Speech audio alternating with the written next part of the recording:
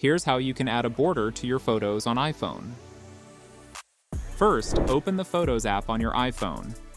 From the gallery, select the photo you want to add a border frame to. Tap on the Edit option at the bottom of the screen. At the top, tap on the pencil icon to open Markup Tools. Look at the bottom right corner and tap the plus icon. From the pop-up menu, select Add Shape. You'll see multiple shapes here. Choose the square with straight corners. Now tap on the Color Circle option and tap on No Fill. Next, tap on the Stroke option. You can choose the border color and adjust the thickness of the frame exactly how you like it. After that, drag and resize the shape to perfectly fit around your photo. Take a second to adjust it neatly. When you're happy, apply the changes from the top right corner. Then tap Done to save the photo. You can see the bordered photo has a nice aesthetic to it.